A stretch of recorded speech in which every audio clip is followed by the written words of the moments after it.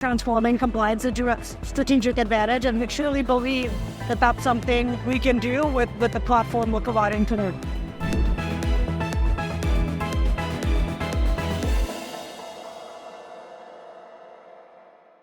Hey folks, Flo here with Blockchain North. We're here at Futurist. Day number one with Sheereen Khan from Regulativity. She has a really interesting background in accounting, eventually in compliance and TradFi, now in crypto, and also now an entrepreneur. So we have a lot of ground to cover. First off, how do you introduce yourself in 20 seconds or less? Who are you as an entrepreneur?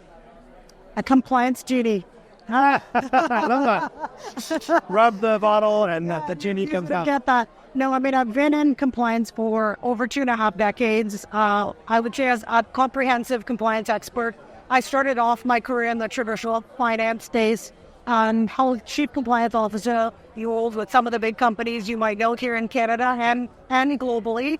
And not about a decade ago, I had an opportunity. I was tapped by some founders in the space that I was looking to build out a framework for the blockchain Web3 sector. We didn't have the innovative policies in Canada, and so I quit my fancy job and didn't look back. I spent the last decade here working with firms, taking them through regulatory approval and registration and understanding the challenges and pain points to get them through that process.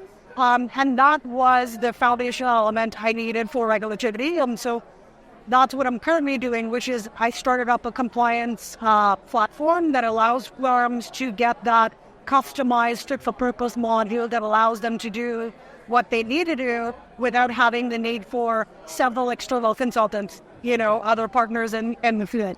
So lots to unpack here. I feel like simplistically put, you've gone from TradFi to DeFi, now you're an entrepreneur, but it might be useful for some of our viewers to get a little bit of context to what compliance really means and what it takes, I think. I mean, we at Blockchain North have often heard entrepreneurs setting up exchanges, telling us, it's actually quite easy. But then you hear like Coinbase, the biggest player in a space, tell you that it's not easy, that it's a 2-year dream. So just unpack briefly, if you can, maybe a few bullets. What does it take to be compliant in the crypto space? I mean, I would say not even in the compliance space. I think to simplify it, let's say in layman terms, to really break it down for you, any firm, whether you're in the financial sector or any sector, has laws and regulation you need to comply with. Right. If you cannot maintain those, then you can't have the licensing in which you've been granted. So the question becomes, what do I need to do to keep that licensing, to keep my customers happy, to keep the regulators happy? As much as getting it, it's keeping it, right? So I think, and so when you use the Coinbase model as an example, and you said a firm as big as them, it took them 2 years. Yeah. Because there's customization elements in there to make it fit for purpose for you, which is who are the clients I'm going after? What are the jurisdictions I'm operating in? What are the products and services? Am I doing staking? Am I doing lending? Am I doing a trade by trade platform? And so each of those trigger very specific requirements. And when you go to a regulator, you're going to them with the notion that I want to do X, Y, and Z, and they have a checklist that, you need to do this, and they'll generate policies and operational elements that you have to fit into your business model to make sure you stay compliant and be compliant. Because guess what? They're going to show up for those audits and those reviews because you needed to do it. We need to make sure you are doing it. And so, so a firm as big as Kraken, because of the size, complexity of how they operate today, they're going to have more to do because they have a liquidity provider, they're a custodian, they're a same by trade. They're operating in multiple jurisdictions. They're all operating in multiple jurisdictions. So the bigger you are and the more complex your operating model is, the more compliance you can expect to do. So it's more difficult for a large company like Coinbase to be What about someone that is setting up a new exchange from scratch? And they're just doing trading. Well, let's say the reality is, and the way that the regulators take the perspective of whether you have one client or you have 200 clients, the rules apply to you in the same manner. Okay. So Coinbase, in the reference example that you gave, and they have had a little bit more to do because they're bigger and they have more product. Complex operations. But as a crypto trading platform, you're not going to be very different than the model that Coinbase built for their trading model because the laws are the same. Yeah. Right? So, I suppose the only way in which it would be easier is if you're only operating in Alberta, and that's it, and nowhere. Only Alberta, only Canada. And, and we have one simple basic product. That's all we do. And you're only going after a type of investor. Maybe you're only targeting accredited investors, or you're not doing a full retail, you don't onboard businesses.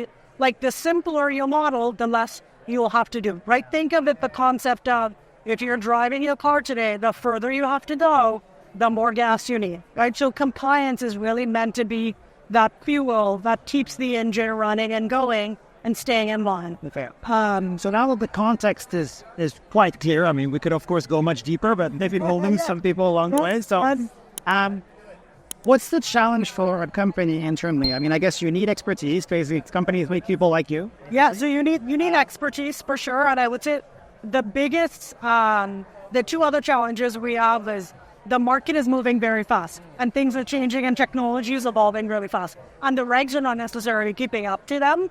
And then the other, that becomes very costly. We were hearing this about the SEC, right? I mean, a few years ago, that they can't keep up. They can't keep up. Staffed for it even. They're not staffed for it. And they need people like you and I and others from the industry to continue to educate and advocate to say, this is what the technology will do. This is how it makes the administrative burden reduced for firms or the clients. Because the intent of laws is really to ensure that there's a standard of care for clients and we're doing what's in best interest of them. So if the tech can make it better and quicker and faster, we need the regulators to understand that. And so that's, I think, what many people in our sector are doing now, and hence the, stand with crypto, a lot of what is happening in the space, because that's meant to educate and advocate. And I would say the last but probably biggest challenge flow that we have is the cost to comply. Because if you're a smaller platform starting out, you probably can't afford the seasoned experts. Right. And also the constant change means I'm constantly changing my policy. I'm also changing my operations. And every change request is a technology request, right? With things evolving and moving. And so I feel like we're about to talk about AI, aren't we? Like, I mean, what does then Regulativity offer? We just launched. Yep. Give us a little sort of, again, your elevator pitch before we dig a bit deeper. Yeah, no, I mean, do in 30 seconds. Regulativity is an AI-based compliance platform. It functions as a co-pilot, and so what it does, it gives you a fit-for-purpose compliance program. Basically saying, we'll do a discovery element. We understand everything about you. Our backend has the laws and rules engine plugged into it. It marries those two together, right? Hence regulatory and productivity. Yeah. You get the name. Yeah. And so it says, Flo, you're X type of firm. Here's a program for you, and it does everything you got to do daily, weekly, monthly, and you have scorecard and reporting with a CRM built in where you can track your deliverables and prove it to the board and regulator with ongoing dashboard and reporting. So the business model, is it like a SaaS model? It is currently a SaaS model that we're offering platform. I think, and we've onboarded clients that are already getting us feedback and telling us, how is it making their life better. Is this new? Was there anybody doing something similar? Or is it something we exist abroad maybe? Or? We, based on our market research, we have a degree of first mover's advantage. There isn't a comprehensive data like that does all of compliance, whether it be AML, securities law, business continuity, security, SOC 2, privacy. We're giving you a comprehensive program that's really fit for purpose. And if you think of it in, let's say, the non-technology form, you would need somebody like me to come and spend a month on site and customize a program and write policies and do all this work for you now. And then, in a matter of seconds, and you hit the easy button and it goes, and there you go, right? And hopefully, as you go. We're here at Futurists, so what's the opportunity for crypto companies in particular? I mean, come and figure out how we can make your life easier, better, faster, and give you a fit-for-purpose compliance that tells you exactly what you've got to do, right? So we're taking out that foundational building elements for you. And it's going to be accurate because we've put in years of expertise into the system. Yeah. And you don't have to pay for an expert, right? Mm-hmm. So I would encourage, whether it's crypto trading platforms or tokenization firms or issuers, it really can be essentially anybody. And the reality flow is compliance isn't going away. And so it needs to be an early conversation and a foundational element, so you don't have tech debt, you're not building things that you have to start over and do over, because this platform is going to say, here's how, when, and why. And compliance is based on regulation, isn't it? Which itself is based on policy, right? And right now we're seeing things move quite quickly, especially in the US. Yes. You know, that Canada usually will follow suit. Yes. So where do we see the compliance thing? How do you see them evolve over the coming years? I mean, will it be clarified? Will it be simpler? I definitely think it'll be clarified. And if I, without giving out my age to the viewers, we'll save that for a separate conversation. Between 20 and 100. There you go. There you go. The Tron 5 folks will tell you they had the same experience back in the 90s, right? Before the Bank Act was established, before the SWIFT Basel, right, was in place. They had to figure out the system. They also had to go to the government and the regulators to advocate for the program they have now.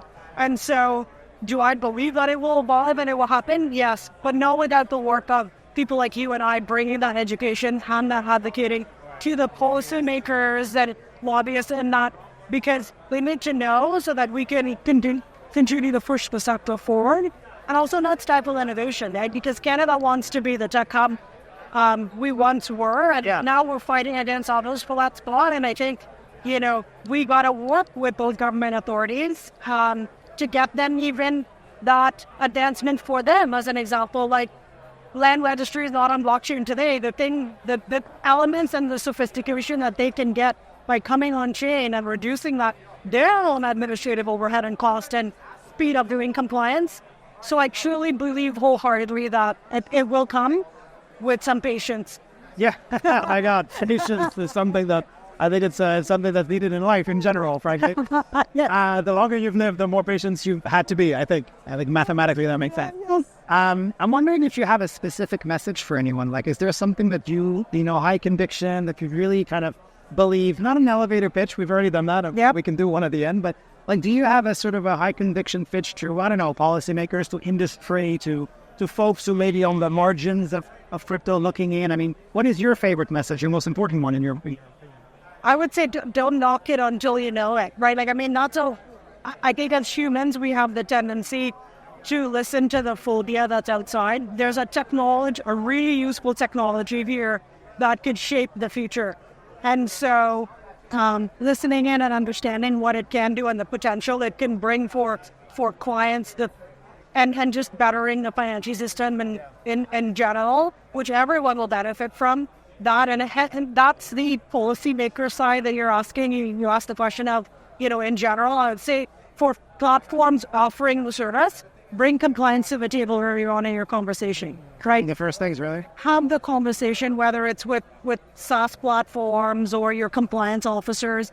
Give them a seat at the table. Don't have them earn it. Give them a seat at the table and say, these are the products we want to offer. These are the things we want to do. So they give you the guidance and they can work with the circle around them to get you to success. I truly think if you have compliance at the table earlier on in those conversations, more likely to succeed. It becomes easy peasy from there because you've got a clear roadmap of what's committed and what time. Right? Trust me, we've seen the opposite. We've seen, exchanges trying to set up. They're not regulated. They haven't done the compliance work, but they have 20,000 followers and they're like, no, we'll do that. The marketing covered.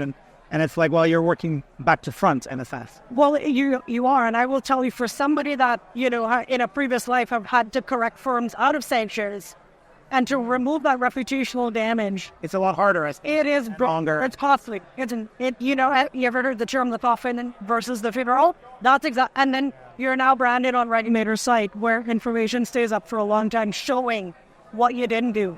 And I tell you, as a customer, you were a customer, we're all looking at what are firms doing and is their product safe? Do I want to use it? And so that reputational element goes further than we anticipate. And customers are getting smarter and better. Yeah, luckily. What are the next steps for you? I mean, you're kind of just getting started, but what are sort of the next 2 or 3 milestones on your horizon?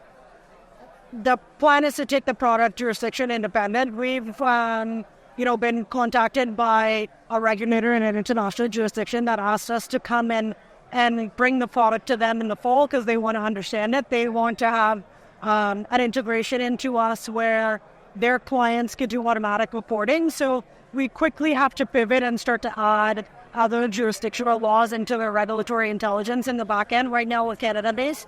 And we started to look at, how quickly can we do that? So I'd say that's near-term roadmap, but obviously we want to make life easier and better for as much platforms as we can. So, well, we want to onboard customers and show them how we can make their life better and faster and reduce that compliance cost and just grow this thing in such a way that, it can help the industry, right? And bring education to those that need it. Can people get in touch with you? We'll put that in the descriptions. Absolutely. And they can reach out to me on LinkedIn. We're on social media as well. Happy to have a chat. And I would encourage people to come and, download the platform and see what we're all about and see how we can make their life better. How our tagline is, transforming compliance into a strategic advantage. And we truly believe that that's something we can do with the platform we're providing today. Wow, you speak extremely clearly, concise, to the point, very compelling. I think you're going to do very well. Thank you, Paul. I appreciate the opportunity to speak with you. Thank you.